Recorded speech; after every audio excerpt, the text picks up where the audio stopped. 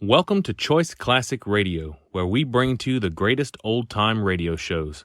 Like us on Facebook, subscribe to us on YouTube, and thank you for donating at choiceclassicradio.com.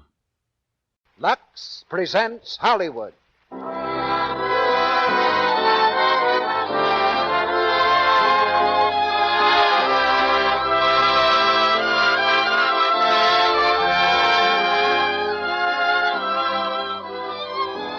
The Lux Radio Theater brings you Carole Lombard and Bob Hope in Mr. and Mrs. Smith. Ladies and gentlemen, your producer, Mr. Cecil B. DeMille.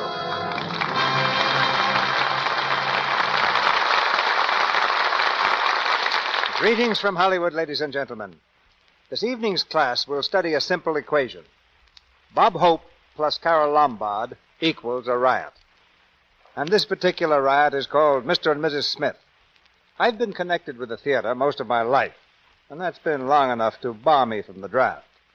I've seen many a bright star rise, but I've never seen more comedy stars than we have today, nor a time when they were more needed. Two top ones are here tonight, and they'll do their best to help us keep our national equilibrium by completely upsetting it for the next hour. The play is the story of a young married couple who suddenly discover, to their own amazement, that they aren't legally married at all. Carole Lombard and Bob Hope carry on from there, with Carole in the same part she played in the RKO picture, and Bob Hope as her lawyer husband. Personally, I'd like to have the right to sell tickets in any courtroom where Bob pleaded a case. But we're not selling tickets tonight. Our production of Mr. and Mrs. Smith is another gesture of appreciation to Mr. and Mrs. America for the way they've supported another production of ours, Lux Toilet Soap. Of course, we've generally spoken to Mrs. America when we've talked about that, but we had no intention of slighting her husband. It just seemed that Mrs. America would be more interested. But Mr. America has some very definite ideas of his own about soap, principally on the subject of lather. His letters are practical and to the point. And where Lux Toilet Soap is concerned, we're glad to report that Mr. America agrees perfectly with Mrs. America that it's just about the best buy on the market, so here's to both of them. And here's a play for both of them. Mr. and Mrs. Smith, starring Bob Hope as David Smith and Carole Lombard as Anne, his wife, with Bill Goodwin as Chuck Benson and Jack Arnold as Jeff. Curtain going up.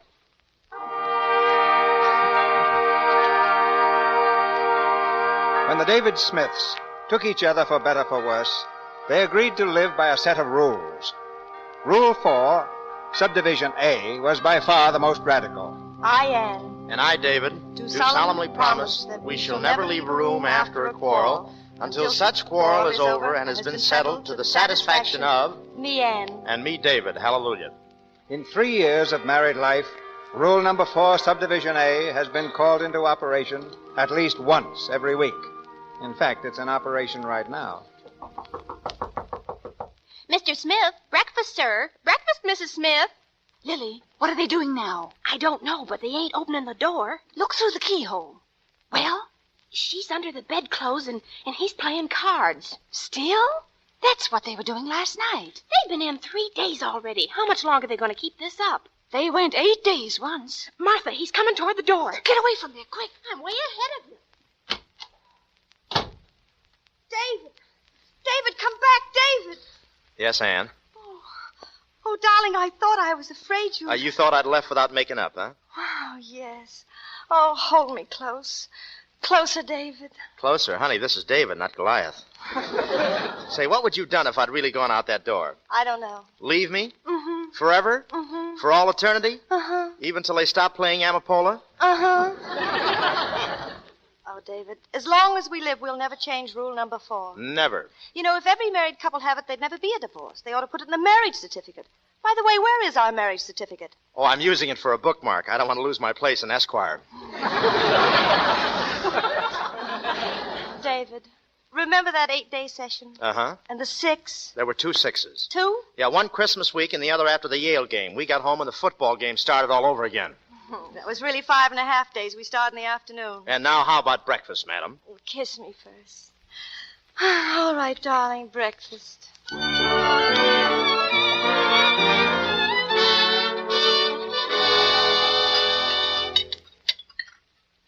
got respect for each other as persons. That's our big trick. Yep. Man and woman, all right, but person to person, that's important in marriage, too. You know, I think we'd be friends if we were both men or women, don't you? Oh, sure. Respect for each other as individual, that's what counts in marriage. And always to tell the truth, no matter what the consequences. You know, if we told each other just one lie, we'd have to admit we failed, wouldn't we, David? And what would we have left? Oh, a marriage like other people's. Doubt, distrust, going on with each other because it's the easiest way. Oh, no, not for us. Not after what we've had. You know, David, it was all my fault. Oh, no, Ann, it was mine. My fault, dear. A wife should conduct herself to please her husband. That's one of the rules I'm going to make. Another one? David, what's today's date? Well, I'd better be running along, honey. The office must be loaded with... David, it's the 15th. Remember rule number 7? Ann, I think we ought to give that one up. We always get into arguments. Well, if we ever give one up, that means we're giving up just that much of our wonderful relationship that we're letting down. You wouldn't want me to feel that, would you? Yeah, but those questions you ask every month, like what I did that trip in Paris when I graduated from college. I was only 21, and I really thought I was buying a postcard. Well,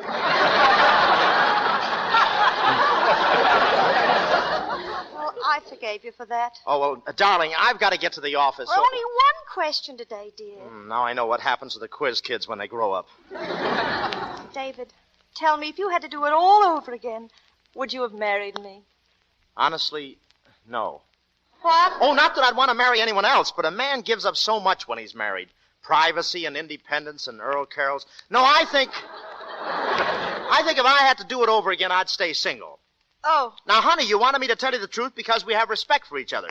We talk to each other honestly. Your feelings aren't hurt now, are they? Oh, no, it's perfectly all right, perfectly. I knew it. That's the last of those questions. They're always getting us in trouble. Well, I'm not angry in the least. Yes, you are. You don't understand what I mean. David, if you want your freedom, I don't want to be the kind of a wife who clings to her husband when she's not wanted. For heaven's sakes, I do want to stay married to you. I love you. I'm crazy about you. I'm used to you. How do we get into these things anyway? Well, if my only hold on you is that you're used to me. Honey, darling, you've got the whole thing wrong. You're my little girl. I'm crazy about you. Don't cry, baby. Don't cry. Oh, Snooks, look. Give Dream Boy a little kiss. Oh. All right, Dream Boy.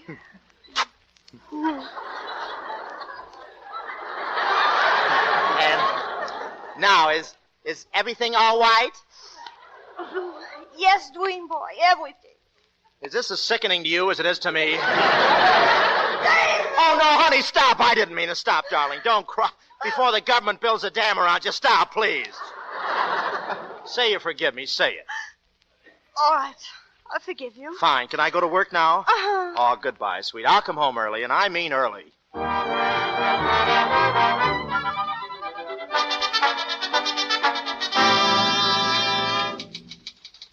Morning, Mr. Smith. Morning.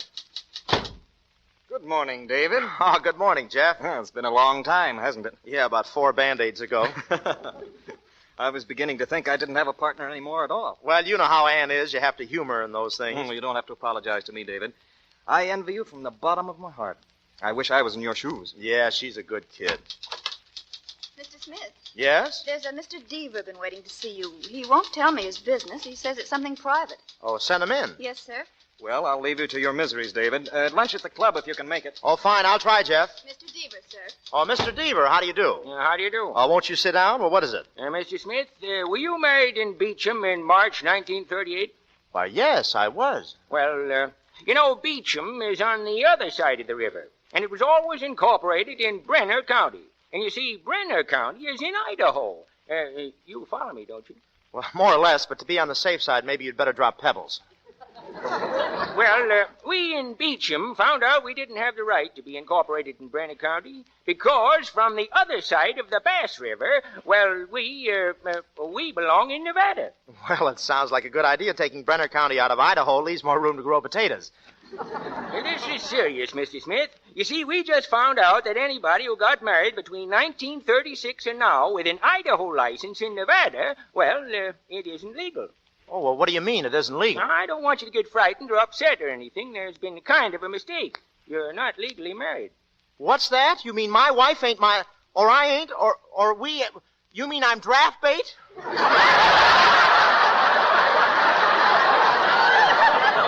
Oh, you really are married. married and everything, but there's a little technicality. Little, he says. It's a good thing I don't have a couple of little technicalities running around the house.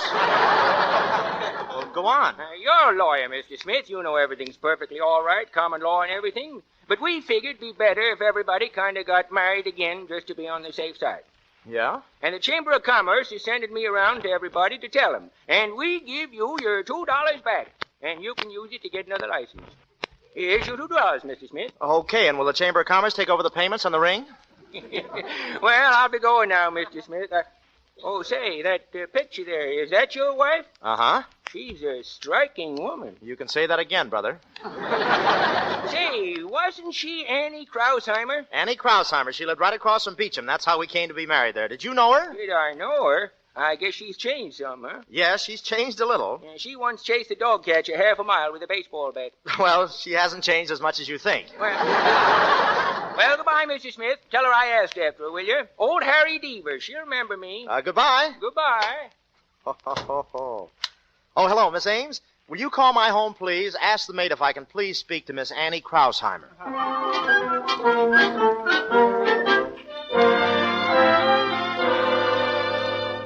You're sure everything's all right now, Anne? Oh, Mother, it's wonderful. David called me just a little while ago. He wants to have dinner with him tonight. Well, that sounds good. And do you know where, Mother? Mama Lucy's.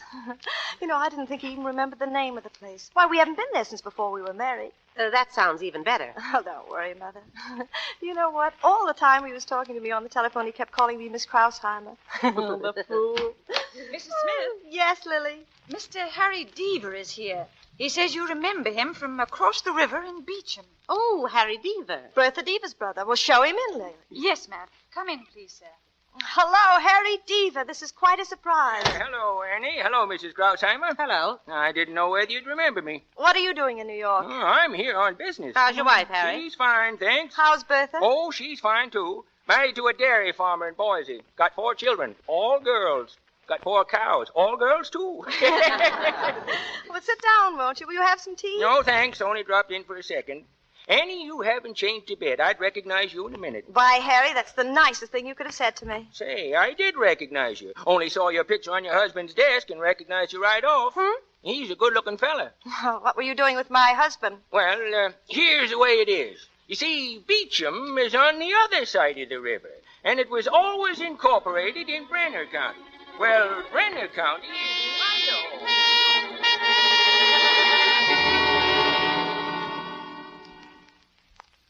So you see, Annie, you aren't legally married. Anne, this is horrible. Not married. So that's why he called me Miss Krausheimer. Oh, it's nothing, Annie. You'll just get married again. I should hope so. Well, now, Mother, don't get excited. Harry's right. The whole thing's very simple. David will marry me all over again. And suppose he doesn't? Well, he'll have to. If he doesn't, I'll get a divorce. That's what I'll do. You can't get a divorce from a man you're not even engaged to. Well, Mother, stop confusing me. It's all right, I tell you. Why, I always ask him if he'd do it again, and I say, David, if you had to do it all over again, would you marry me? Well, just this morning he said to me, he said, oh, holy mackerel, I'm a bachelor girl.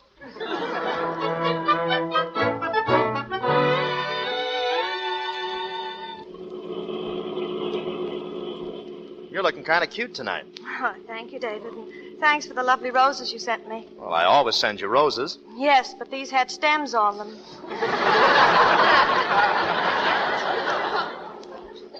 Oh, I just can't wait to see Mama Lucy. Oh, dear old Mama Lucy. Do you think we'll get the same table? Sure, it's early. Oh, it'll be covered with a checkered tablecloth, and there'll be a candle in an old Chianti bottle. Yeah, just an old Chianti bottle in an old Chianti town.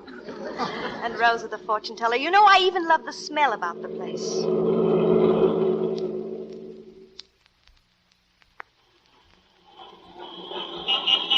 This is the place, isn't it? Uh-huh. Either our noses have changed or there's a livery stable around. Well, it's not exactly Chanel number 5. Well, let's go in. This place has changed a little. Yeah, it looks sort of empty, doesn't it? Oh, hello, Cat. I don't remember you. You want something? Yeah, is Mama Lucy here? I'm Mama Lucy.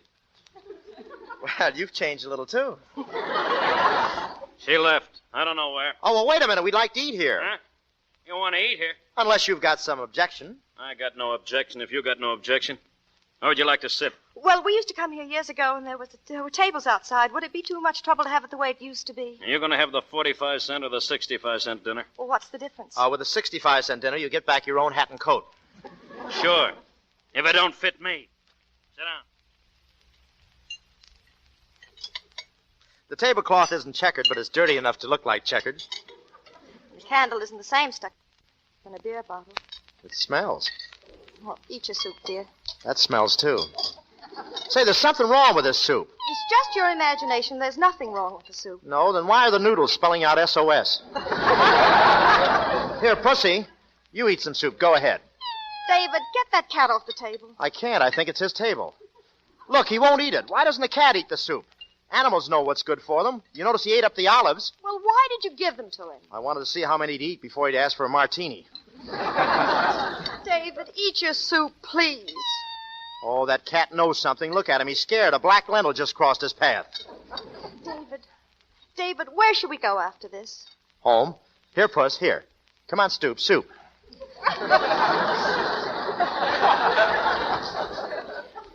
Did you say home, David? Well, aren't we supposed to go someplace before we go home? Well, altogether, it'll make it too late. Say, I'd give $5 to see that cat take a sip of that soup. Here, Puss, come on, soup. David, listen. Yes, hon? Tell me what you do a day in the office. Just a simple day like today. From the minute you came in until you went home, what happened? Oh, nothing. Just a lot of schmooze. It's dull as dishwater. No, it isn't. I'm very interested. What sort of things come up in a day? Who did you see? Please try and remember. Well, there was a fellow... Oh, look, the cat's going to eat the soup. No, he isn't. He's turning away. Doesn't that mean something? I want a stomach pump. Nice cat, huh? Yeah. I'm unlucky with cats here. The third cat this week. Say, are you Mrs. Smith? Yes, how did you know? Your mother's in the kitchen. On the phone. Oh, it must be about our Red Cross group. I'll be right back, David.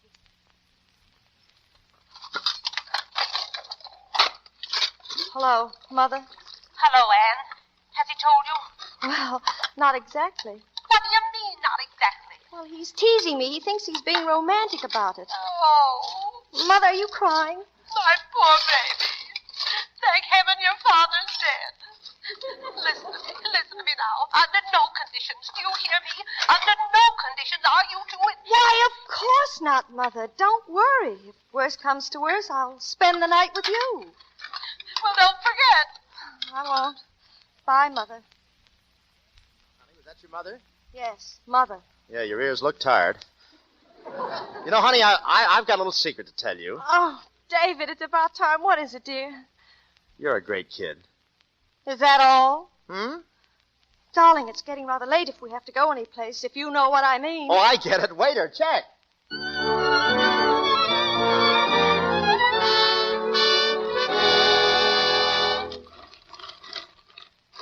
Champagne. Keep twirling it, honey. Get it good and cold. David, why are we drinking champagne? Well, you like champagne, don't you? Here, let me do it. David, wait. I didn't think we were coming home so soon. No? Get the glasses, hon. Glasses? Sure, you don't want to drink out of a bottle, do you? David, you stop twirling that bottle. Hey, look out!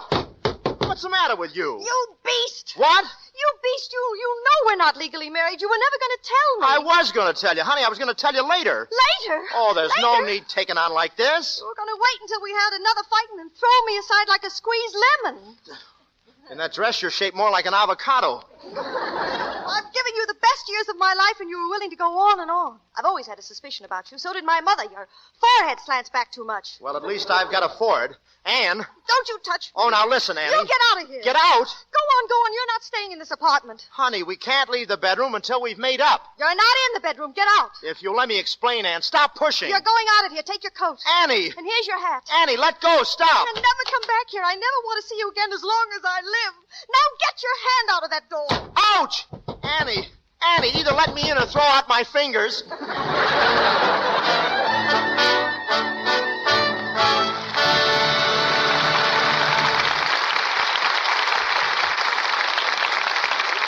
In just a moment, Mr. DeMille and our stars Bob Hope and Carol Lombard will bring us Act 2 of Mr. and Mrs. Smith. Well, here's Sally. She seems a little out of breath. And so would you be, Mr. Ruick, if you'd been in the path of a young whirlwind for the last few days. Why, Sally, you're just a young thing yourself. Who is this tornado that's got you down? My little cousin Susie. She's just 17, just out of school, and she's been visiting us. She's cute as a kitten's ear and is she popular. We thought some of having an extra phone put in just for the overflow messages.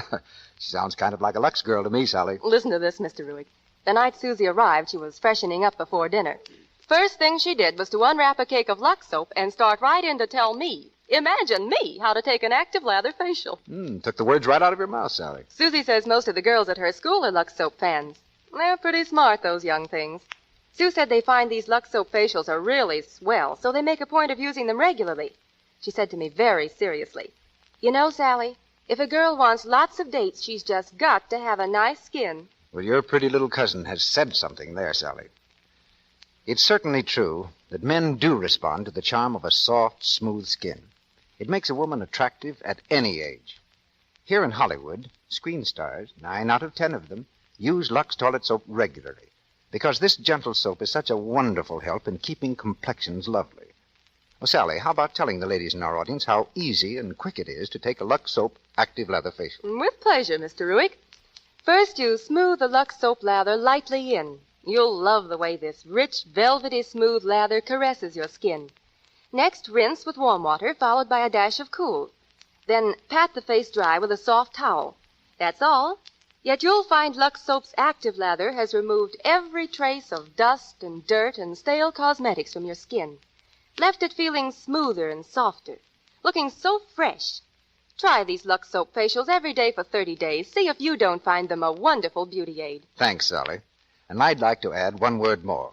Remember, it just isn't possible to buy a finer toilet soap than this beauty soap of the stars. Yet Lux toilet soap costs but a few cents a cake. Why not get 3 cakes of this fine white soap tomorrow? Now, our producer, Mr. DeMille. Act 2 of Mr. and Mrs. Smith, starring Carol Lombard as Anne and Bob Hope as David, with Bill Goodwin as Chuck Benson.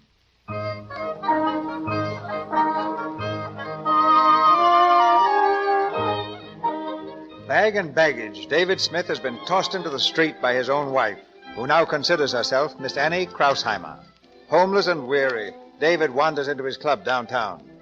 In the steam room, he sits wrapped in a towel, staring into the clouds of mist. Through the fog comes another half-draped torso, Chuck Benson. Hiya, Dave. How goes it? Haven't seen you around the club in months. Oh, hello. Benson, Chuck Benson. Don't you remember me? We were in the golf foursome in last year's tournament. Oh, yes. How are you? I'm fine. How are you? Oh, I got a little kink in my arm. I think this steam ought to fix it. Yeah, I had a fight with my wife, too. Oh, it wasn't exactly a fight. We were drinking champagne, and it went to my head, bottle and all. Yeah, sure, same old story. But you know what I don't understand? Whenever 2 people have a fight, the woman goes home to her mother. Well, every time my wife and I have a fight, I have to get out of the house. Huh. How do you get back? Oh, it's the simplest thing in the world. Ignore it. Ignore the whole thing. Next day, they're glad to see you. I know, brother. I've had experience. Hey, you're right. Yeah, I'll just go to the office. I won't even call her. She gets worried. Why don't I show up in the morning? By the time I get home tomorrow night? Ha, ha, ha. Thanks, Chuck. You're a pal.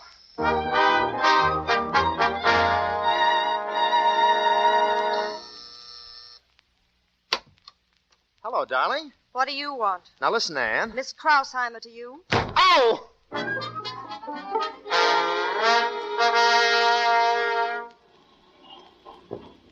Taxi lady? Thank you.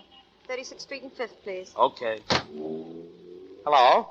Oh, good morning, Mr. Smith. Is this your cab? No, I was crossing the street and the lights changed. Say, Anne, are you going to stop this silly farce or aren't you? I've got all the work piled up in the office. You let me come home. I'm willing not to discuss this anymore. Well, that's very generous of you, but I won't be thrown crumbs by a crumb. Now listen, you're my wife. Oh, no, we're not legally married, Ducky. Well, then we're going to be legally married. Sorry, I haven't time. I'm learning the words to the Hut-Sut song. Are you out of your mind? Why, think of my reputation. Well, why the laugh? Oh, I thought of your reputation. Legally, we're not married. Oh, all right, we'll get married. Does that suit you? We'll get married. That's a nice snarling proposal. Listen, you had a hard enough job getting me to marry you before, and I didn't know you then. But I do now, and how I know you. If anyone asks you, you're no bargain. Well, what's the matter with me? Am I a cheapskate? Am I a dope, a fathead, a rat? Well, keep mentioning them. You're getting warm. Well, name one thing about me you don't like. One thing. My, aren't we vain? In the first place, I wish you'd go on a diet and get a little thinner. Well, what for? Well, I'd like my girdle back.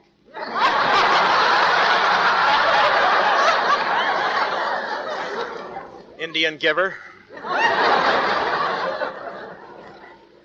And then what about that tar stuff you keep rubbing into your hair that smells up my whole bedroom? Well, I'm only trying to keep my hair for you, and you're a fine one to talk. Going to bed with a head full of aluminum clips. Every time I woke up, I expected to find the government had turned you into an airplane. Now, you won't have to worry anymore, dearie. Well, I'm not going to stand for this, and that's my last word on Well, it. it's nice to have met you. All right, I'm not going to support you. How do you like that? Fine. I'm serious. I'm not going to give you any money. Fine. Never like asking you for money anyway. It was embarrassing watching you take off your shoe. You can keep it. Right here, driver. I want you to know I'm doing this reluctantly. Well, that suits me. Here, driver, keep the change. Thanks, lady. You're not very practical. How do you think you're going to live? And your old lady, how is she going to live? Look, Mr. Smith, you see that department store? Well, since yesterday morning, I've been employed in good standing, and they're going to pay me every Saturday. Goodbye, Mr. Smith. Oh, wait, listen, Ann.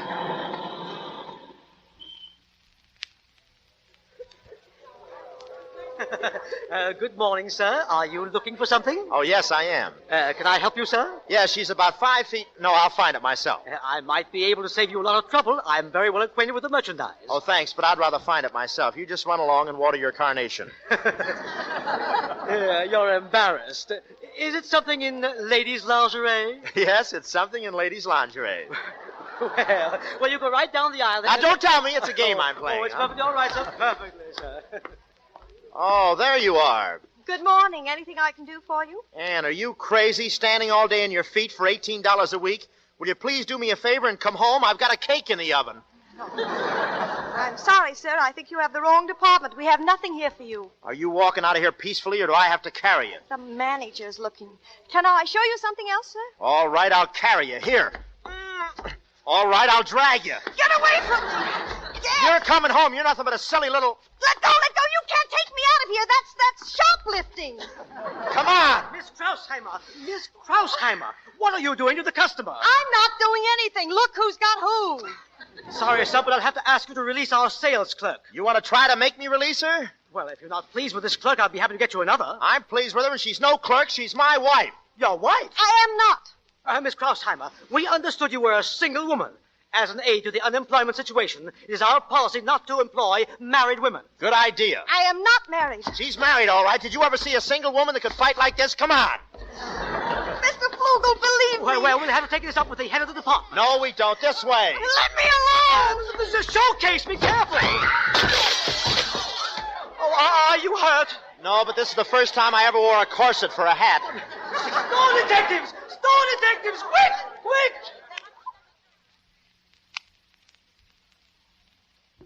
Now get out and stay out, and don't come back in this store again. That goes for the both of you. Well, I'm fine. Are you satisfied now? Listen, I have an appointment in the office at 2 o'clock. Are you going to make up with me? No, I'm not going to make up with you ever. For heaven's sakes, Ann, what do you want? I had a chance to get out of our marriage, didn't I? But now I want to get back. Doesn't that convince you I still want to be married to you? I'm very flattered, but I don't want to marry you. Thought the whole thing over, and I'm not interested. Well, what's the matter with me? Well, I don't like your temper. You're too jealous. You're always knocking people down. Oh, now, wait. If you're referring to last New Year's Eve, that midget had no right to... Move along there. Move along. Just a minute, officer. You heard what I said. Move along. You're blocking traffic. Why don't you go someplace and steal an apple? Go on. Hit him, why don't you? Knock him down. Go on. Madam, I wouldn't advise your friend to hit a cop in this town. But I'm on your side, officer. I don't even know this man. Oh, you don't, huh? She does so. She's married to me illegally. Run along, buddy. Go visit Columbus Circle. Listen, Go on before I run you and beat it. Oh, bully.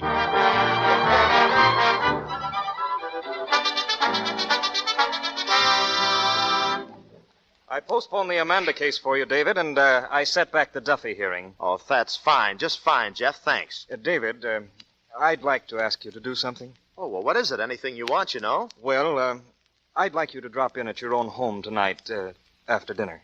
Well, what do you mean? Well, I've taken matter in my own hands. I've asked Anne to have me to dinner. She's fond of me, and she knows I'm fond of her, and, well, I think I can straighten it out. I hope it is something I can straighten out. Oh, why, certainly. It was nothing, one of those little domestic squabbles. It was really nothing. I imagined it was that. Why, you're too fine to do anything, Shoddy. Oh, thanks, Jeff. I want you to just drop in unannounced at about, shall we say, 9 o'clock? Oh, Jeff, I can't speak. It's just like my Adam's apple had 4 sons. That's all right, David. Jeff, you're the best friend a man ever had. We've been closer together than Gene Autry and his guitar. Well, we're partners, David. You're the best law partner a man ever had. We were school chums. And you were the best fullback Alabama ever had. I always said Hinkle was a greater back, but I was wrong. Hinkle couldn't touch you. Thanks, David. Thanks.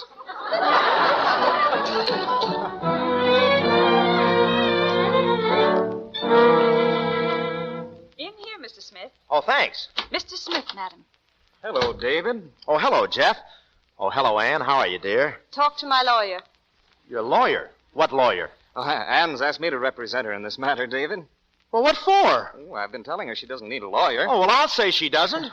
Because as I understand the facts, you two aren't legally married at all. There you are. What? So there's nothing for the court to decide. This happened before in Peterson versus Peterson, and Jeff says the Supreme Court threw it out. Jeff, what's the matter with you? You said you were lucky this isn't the South and that I'm not his sister.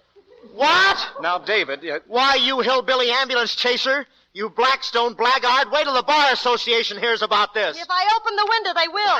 There's no need losing our tempers. We're married, if not legally, then morally, and there is such a thing as common law, you know. I don't deny there's a kind of common law relationship between you. Thank you. Tell him the whole thing, Jeff. However, the woman is given the benefit of any difficulties arising out of such a relationship. For instance, should you die, as a wife, she is entitled to share in the husband's estate. Well, why should she wait? I'll give her 1 room of furniture and my pivot tooth now. Furthermore, should the woman care to halt this relationship and marry someone else, she is entitled to do so. Peterson versus Peterson, Adams versus Kelly, and Gimbel versus New Pennsylvania Coal Company. I didn't know they were going together. You're supposed to be my best friend, and you tell her a thing like that? David, I have never taken advantage of our friendship by word or deed. And it's only because you're standing here that I can now ask Anne, would you care to have dinner with me tomorrow night? Where, Jeff? And don't go with him. Come to dinner with me. I'll spare no expense. You can name your own drive-in. Where shall we go, Jeff? Anne, I'm asking you to come to your senses and marry me tomorrow. If you have dinner with him tomorrow instead, well, this is final. We're through. What time, Jeff? All right, we're through, Anne. From now on, we're just friends. Just ships that pass in the night. And if Jeff is ever with you, make sure he's convoyed. Well, that's not necessary. The store club all right, Jeff? Anywhere you say. I'll call for you at 8. That'll be fine. Good night. Good night. Good night, Anne. Good night. Well, David? Comparing yourself with Hinkle as a football player. You couldn't carry Hinkle's water bucket. Sorry you feel that way, old man. Good night.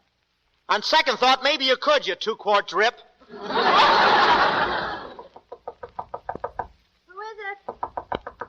it? Elevator boy, ma'am. Sure enough? Sure enough, elevator boy. Fooled you, huh? Yeah, but the boy's name is O'Brien. Oh! My nose! What's the matter? You hit my nose with the door. So I did. It's bleeding, too. Good night.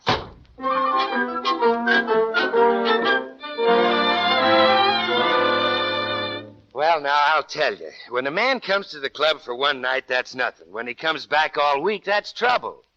Go ahead, Dave. Take another drink. Hey, Benson, are you sure this is good for nosebleed? Oh, best thing. I always use it, but then, I don't know, I use it for everything. Oh, that reminds me. I got to make a call. I'm kind of a dummy, you know. Uh-huh. The worst thing I could do is chase her. Let her have a week or 10 days without me. After 10 days with her mother, even I'll look good. Uh-huh. She's used to me. She can never even get to sleep until I get home. I'm just her big box of Ovaltine.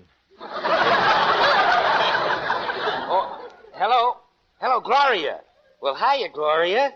Oh, yeah, and I'm kissing you back. Huh? Jimmy? This is no Jimmy. This is Jackie. Yeah, wonderful girl, Dave. Society girl. Real class. Say, Gloria, how about tomorrow night? Atta girl. Listen, I got a friend. How about Gertrude? Oh, you like Gertrude, Dave. Me, Gertrude? Oh, this is a great fella, Gloria. Society fella, real class. Put Gertie on. Say, I don't think I better. Oh, now, don't be a sap. She's beautiful. Hello, Gertie. Listen, I got you a great little dinner partner for tomorrow night, but he kind of needs cheering up. You know what I mean? Okay. Here, she wants to talk to you, Dave. Oh, me? Well, oh, hello, Gertie. Hey, she's kissing at me. Kiss her back. Well, I don't know her. Oh, it's all for laughs. She's a great kid. Oh, well. Huh? Well, how can you tell you're crazy about me? Oh, it's just an average voice. Yes, I used to sing a little. Give me the phone. What did I tell you, Gertie, huh? Great fella, huh? 8 o'clock? Where shall we make it, Dave? A stork club. How about the stork club? Okay. Goodbye. Oh, wait till you see them, Dave. They're terrific. Real society girls. You know, she said she liked my voice.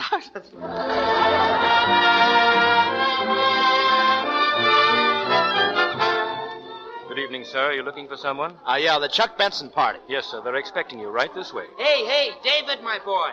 Hey, Chuck. Well, here he is, girls, in the flesh. Hiya, Dave. Hi, Chuck. Girls, I want you to meet Dave. Dave, this is a girl. Hello, big boy. Hiya, Toots. What's been keeping you? Sit down and park the body. Hey, Chuck, is this, are these... Why, sure. This is the young lady who liked your voice, Dave. Young lady. You can get 6-1 in the winter book. She doesn't finish out the winter. Gloria O'Day and Gertie Schultz. Gertie's for you, Dave. Oh, thanks. Come on, tall, dark, and ski-nose. Sit down, slap on the feed bag. Well, look, isn't this a little crowded? Can't we go to some quieter place where it's darker? Hold it, Cookie. We're eating first. Have you ever been here? Often. That's why I want to go to a dark place. I don't get it. Well, food doesn't agree with my stomach, so I get even on it. I don't let it see what I'm eating. Oh, you got an upset stomach, huh? I wonder what could have done it. Are you kidding? Hey, waiter, bring the bottle here and leave it, will you? Yes, madame. Some kid, huh, Dave? Let him talk for himself. Well, why don't you say something? I will. I'm trying to find a way to clean it up. Say, take a gander at this menu. Yeah, it's written all in French. Just putting on the dog for the fancy prices. Look, oofs. That's eggs. What's that? Oofs, it's eggs. No kidding, I was here once before. Say, it's awfully hot in here, Chuck. I know a place that's cool. Now, listen, don't rush it. We're stuck for the cover charge anyway. Now, take it easy, Dave.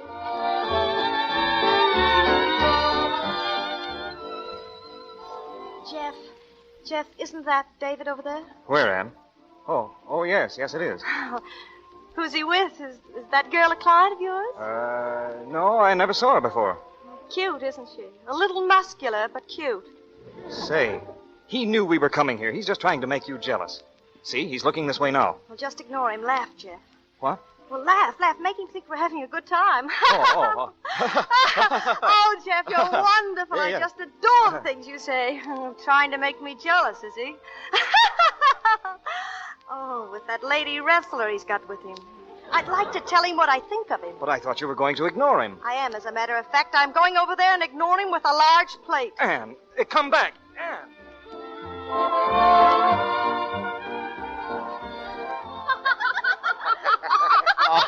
Excuse me, I've got to leave. Oh, sit down, Dave. Sit down. Sure, sit down. I can't.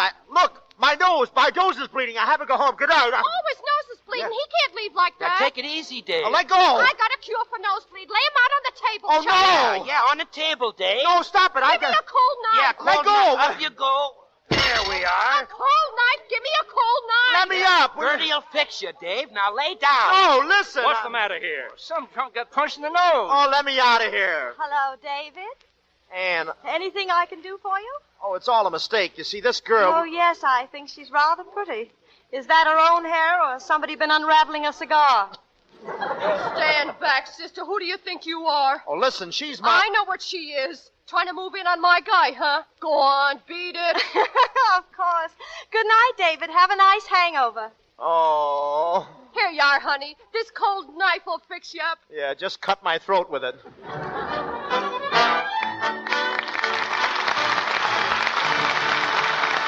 pause now for station identification. This is the Columbia Broadcasting System.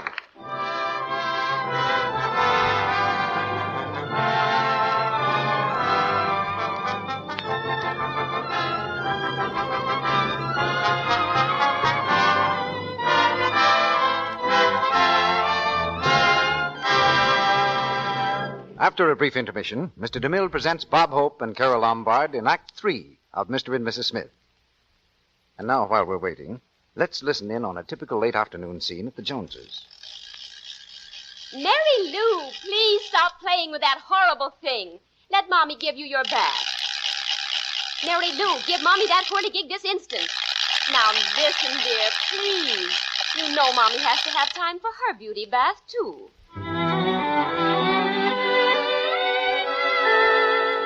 A nice warm bath with a nice fresh cake of Lux soap. Oh, goodness, this feels good, all this creamy, active lather. It feels so sort of soothing some way. And oh, but it leaves such a wonderful fragrance on my skin. There's certainly nothing like a Lux soap beauty bath to make me feel like new, even after such a hectic day as this. Now a good rub down, clean things, and I'll be fresh as a daisy.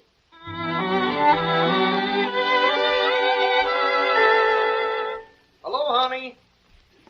Ah, here she is, all dressed up and looking mighty sweet, too. Well, looks like I'll have to have a kiss right now. Darling. Clever woman, Mrs. Jones. Far too clever to let her husband find her after his hard day, worn, cross, and disheveled. She knows she can depend on Lux Toilet Soap's creamy, active lather to carry away perspiration, every trace of dust and dirt.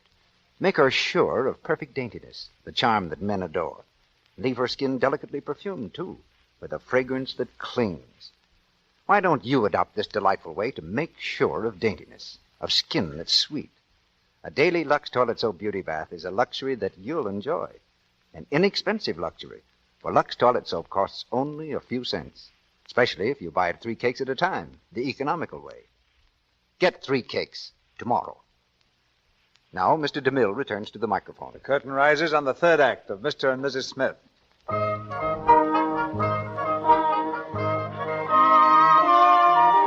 For a solid week, David has been following Anne. By night, by day, by taxicab, by ferryboat, he's trailed her jealously. And now the trail has led, of all places, to David's office. Good afternoon, Mr. Smith. Hello, where's my wife? Well, she came up here. I saw her. Where is she, in my office? No, sir. She's in Mr. Custer's office. Oh. Mr. Custer's parents just arrived from the South. They surprised him. You mean they're in there now? Yes, sir. Thanks. That's really fine. Hello, David. Hello, Jeff. Hey, excuse me just a minute, folks. Jeff, what are we going to do about poor old Conley? His case is coming up Why, soon. you must be David Smith. Jefferson's partner. Folks, this is David Smith. My parents, David. Oh, how do you do? How do you do? I'm happy to know you. Pleasure's all ours. And, dear, this is Mr. Smith, Jefferson's partner. Miss Ann Krausheimer, Mr. Smith. Oh, we met some time ago. Yes, we used to be roommates. Sit right down, my boy. Sit right down. We'll get acquainted at once. You know, Mr. Smith, Mother and I just met Ann. And we find out now that she and Jeff are both mighty sweet on each other. Ashley. Why, David probably knows it better than we do, don't you, David? Well, if it wasn't for me, they'd never even gotten together. I played Cupid. Caught cold doing it. Oh, that's so romantic. Any of your family from the South, Miss Krausheimer? Well, no, not exactly. But in the Civil War, I had a relative in the North who didn't fight at all. He was a slacker. A great many Northerners saw it that way, ma'am, and I gave them credit. You know what I was thinking? What, Mrs. Custer? If 2 people wanted to go on a honeymoon, they could take the boat to New Orleans and motor right up through the South to our home. A boat's a wonderful place for 2 people. Oh, that wouldn't be so good for Ann, would it, dear? Remember how sick you got when we took the night boat to Albany? Shut up. No, she's not a very good sailor, Jeff, and I can give you some practical advice. Just put her to bed and put a hot water bottle on her stomach and hold it there no matter how she hollers. That settles her stomach. He considers himself quite a medical authority. Yes. Well, how do you like New York, Mrs. Custer? Oh, all right for a visit, but I wouldn't want to live here. Anyway, we're not staying here. We're on our way to Lake Placid. Oh, great idea. I was thinking of getting away for some winter sports myself. That reminds me, Ann, shouldn't my laundry be back? I'm all out of shorts. Are you? Yes, and lately I've been caught in the draft. Ann kind of took care of his things around the house. Little household things. Jefferson, may I see you in private, please? Come, Mother. Jeff, dear. Coming, Mother. I'll be right back, Ann. Excuse me. Now, listen, Dad.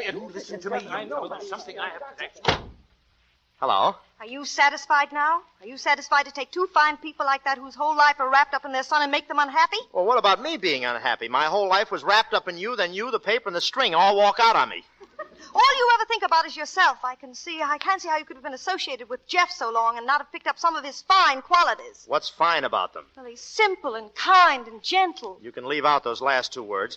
And since when were you so crazy about this gentle act? Shall I recall for you how I got the scar on my chin? With a bed lamp. Now listen, Anne.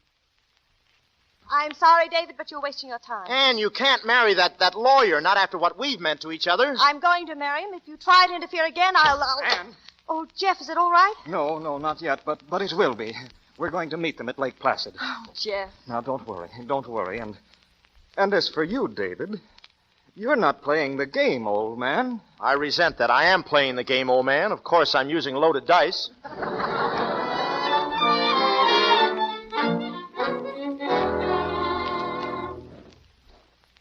Their cabins are right over here, sir. Which is Miss Krausheimer's cabin? Number 10, sir, there. Number 9 is Mr. and Mrs. Custer, and number 8 is Mr. Jefferson Custer. It's pretty far from the main lodge out here, but it's nice and quiet. Now, can I show you the other cabin? No, thanks. That's all. I'll wait for Miss Krausheimer. Yes, sir. But I think everybody's out skiing, sir, and... Fine. Go ahead, son. I'll wait for them right here. Mr. Smith, you're not going to sit down in the snow. Why not? I like to sit in the snow. My whole family sat in the snow. Your whole family? Well, my brother was a midget. He sat on ice cubes. Go away, will you? This is a free country, isn't it? If I want to sit in the snow, let me sit in the snow. I'm a penguin. So what? Go on, beat it. Yes, sir. Yes, sir.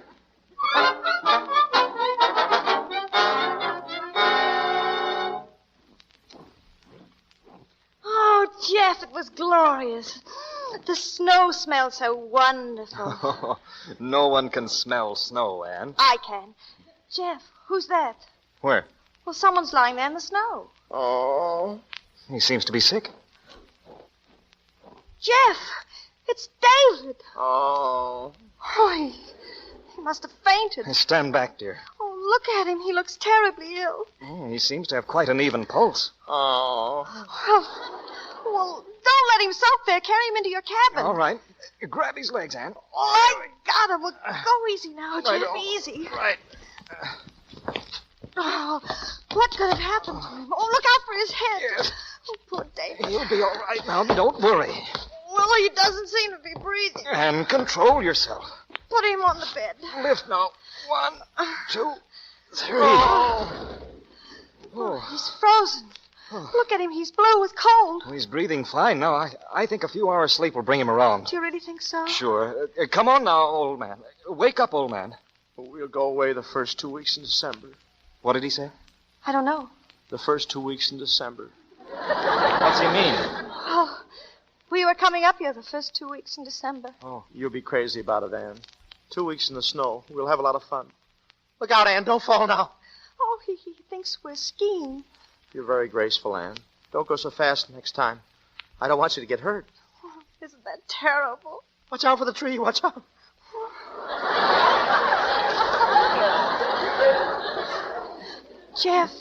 Jeff, look, he's opening his eyes. Hello, David. Hello, old man.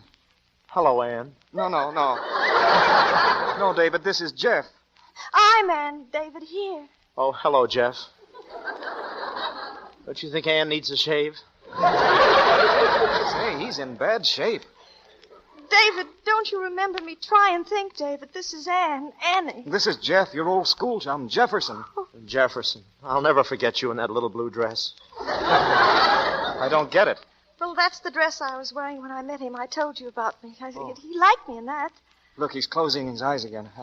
I think we ought to let him rest. Well, what's the matter? That's not the rattle, is it? I don't think so. I wish I could hear it again.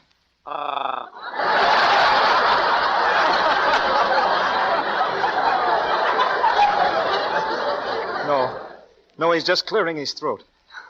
Oh, he looks awful. Oh, David. Easy now, Anne. Let him sleep a few hours. Well, do you think we ought to leave him? Oh, he'll be all right. Come on outside. I want to talk to you. Anne. Yes, Jeff? Anne, a woman can't control herself entirely by her head. You've had 3 years with David, and whether you realize it or not, there's a bond between you that's not easily broken. Well, people get divorced. Jeff, I'm worried It's true about... that I think you'd be better off with me, but, well, I'll tell you what I'd like you to do.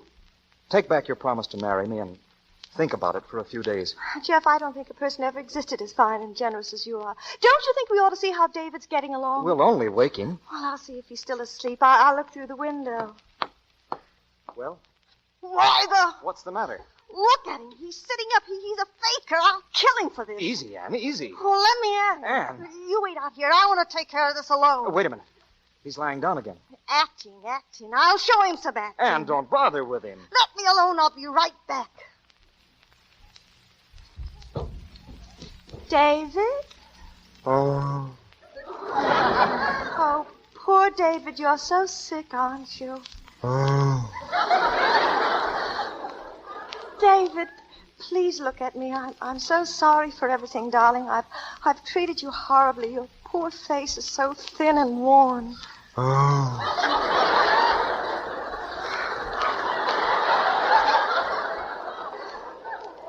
That scar on your chin, I did that. I picked up a bed lamp and I hit you with it. Like this! Oh, Yeah, that woke you up, didn't it? My head, you've cut. What's the matter with I'll you? tell you, you've been found out, you beast. I should have known it was all too convenient your being up here. Look here, Anne. The big sympathy act, coming up here and pretending you're on a bat. I love you, Anne. Listen to me, David. You pick up and get out of here. I don't ever want to lay eyes on you again. You're just making a nuisance of yourself. Oh, am I? Yes, and get your hands off Anne, me. I don't care what you say. I tell you, you're in love with me. I tell you, you're crazy. And I'm not going to give up till the last minute. This is the last minute. You're mine and you belong to me. You couldn't have anything to do with that pile of fried chicken out there. Well, that's what you think. He's twice the man you'll ever be, and we're going to get married. Okay. If that's the way you want it, I won't stand in your way. I've done all I can. But now I'm through. I'm all washed up. Go ahead. Marry the guy, and I hope you'll be very, very unhappy. Thank you. There's only one thing I'd like to say to you before I leave. You're a spoiled, selfish brat, and I'd like to take you across my knee and give you what you deserve. Ha! I should have done it years ago. You just try it. Maybe if I had, you'd know how to behave. Get away from me. Put that lamp down. Make me. All right, I'll make you. Let me go. Put me down. Put me down. Do you hear? I'll teach you, young lady. Yeah.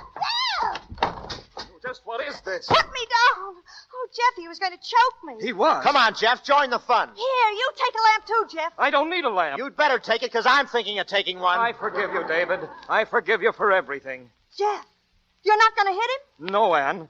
I've always thought that violence shows a lack of character. You mean you're not going to do anything to him? Would you respect me more if I knocked him down? What are you, big blubber? What kind of a man are you? How could you be in love with a woman and let someone manhandle her? Hello, son. You ought to be ashamed. Hello, Dad. Did you have a nice day, You Jeff? call yourself a man. Hello, Mother. You're nothing but a coward. What's this? You and your fancy ideals. Jeff, dear. That's what you are, a coward. Why, he's only half your size. I bet he could lick you with one hand behind his back. Jeff. Anne, do you realize you're raising your voice? Certainly I'm raising my voice. Go on. I've been married to her. She starts at that pitch. I never saw you acting like this. I thought you were a gentle type of girl. Very gentle. All you have to do is hold her off with a whip and a chair. Jefferson, I forbid you to marry this woman. You forbid him to marry me? No, Anne. Listen to me, you stuffed shirt. Even a mouse has enough backbone to fight sometime. You know, taking your hat off in an elevator doesn't make you a man. You can teach a monkey to do that. And I'll take a monkey any day, whether he's a dipsomaniac or beats his wife than a lump of well-bred jelly. Atta girl. But I'm not taking you, brother. Now let me out of here. Let me out of here before I forget I'm a lady. That was one of her quieter moments.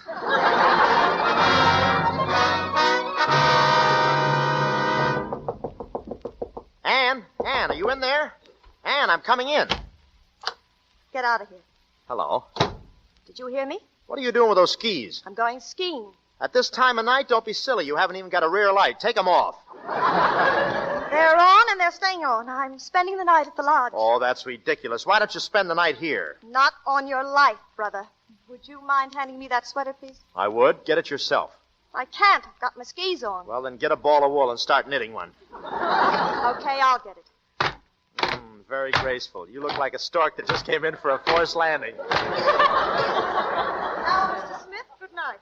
Good night. You're not doing me any favor staying here. I'd just soon you'd get out. Now, Well, we see eye to eye. Wait a minute. You can't ski with your strap loose. I'll fasten it for you. Get away. Don't be silly. I'm just going to help you get out. Here, sit down. That's right. Well, now, just a minute. Now, put your feet up here. Good. Well, listen, I can't sit with my feet up in the air. Why? I think you look very comfortable. David Smith, let me up out of here.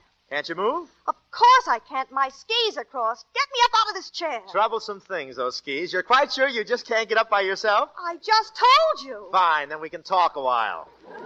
David Smith, I'm warning you. In the first place, I ought to tell you that we're still married. Mind if I take off my tie? Now, listen. Gimbel versus the New Pennsylvania Coal Company doesn't hold in this case since we're concerned chiefly with the Idaho and Nevada statues. So, you see, I'll hang my shirt over here. Let me up. So, you see, you're still my lawful wife. I looked up all this legal tangle, and that man Deaver was all wrong. Our marriage was and is perfectly legal. Now. I'm warning you, I'll kill you in cold blood. Someday when your back is turned, I'll stab you. Let me up. I'll scream, I tell you. Go on, scream. Louder. Go on, bang your feet. See what good it does you. Go ahead, great. But you're my wife. And you're going to stay right here whether you like it or not. How do you like that? Oh, my ski fell off. See that? You said I couldn't get away, see? My ski fell off. Well? Well, David, put it on again. And...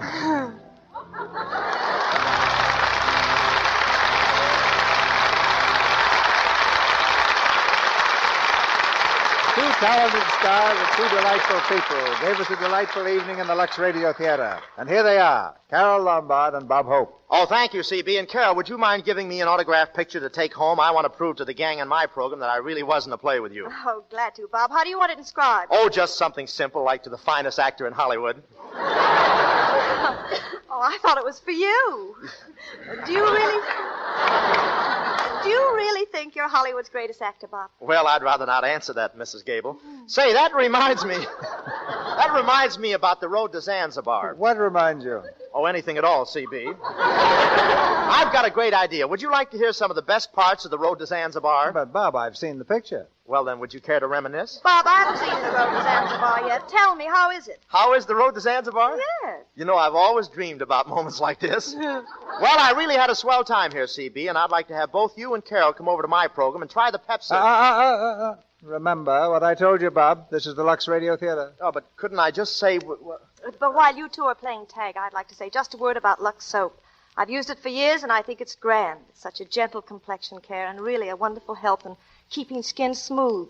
Now, I may have told your audience this before, Mr. DeMille, but I haven't changed my mind one bit about Lux soap. And you never will, Carol. Lux soap keeps its friends for life. Well, now, before you tell us about next week's show, C.B., couldn't I get in one quick mention of Pepsi? Now, Bob. But, C.B., my sponsor's listening. What about it? Well, if I don't mention the product, he starts playing yo-yo with my option.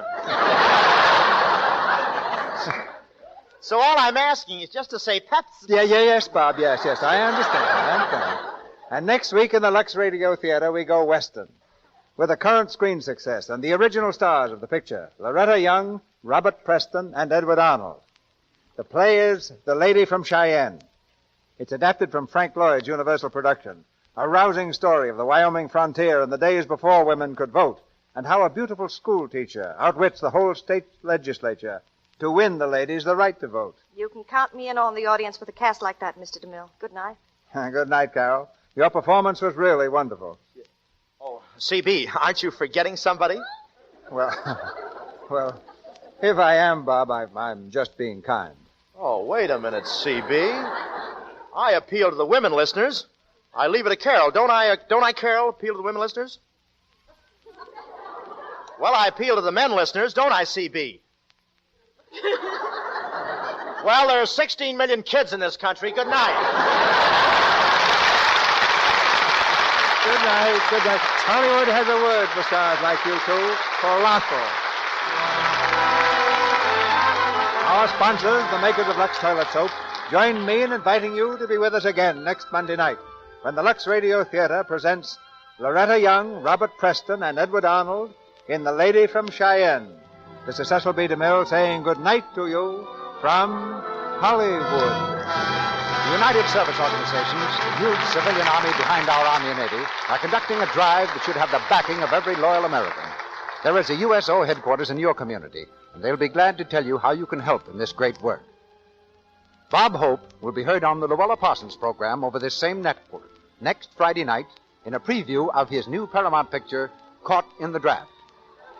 Our music is directed by Louis Silvers, and your announcer has been Melville Ruick.